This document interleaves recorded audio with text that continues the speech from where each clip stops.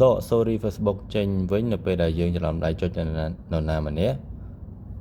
ងាយបងប្អូនអ្នកគ្នាគ្រាន់តែចុចប៉ុន្មានជំហាននេះជាដំបូងបងប្អូនដែលមិនទាន់បាន Subscribe Channel YouTube របស់ខ្ញុំបានអាចជួយ Subscribe Channel YouTube ខ្ញុំបានម្នាក់មួយដើម្បីទទួលបាននូវវីដេអូថ្មីៗជាបន្តទៀតពីខ្ញុំបានជាដំបូងយើងចូលទៅកាន់ App Facebook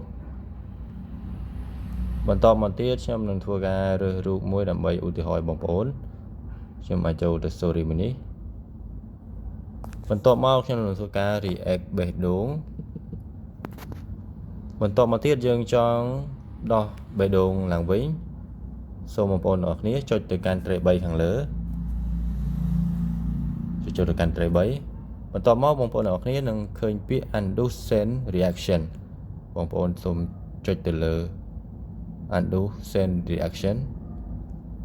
បន្តមកទៀតបងប្អូនធ្វើការចុច Undo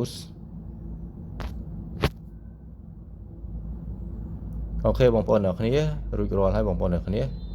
សូមអរគុណជួបគ្នានៅវីដេអូក្រោយ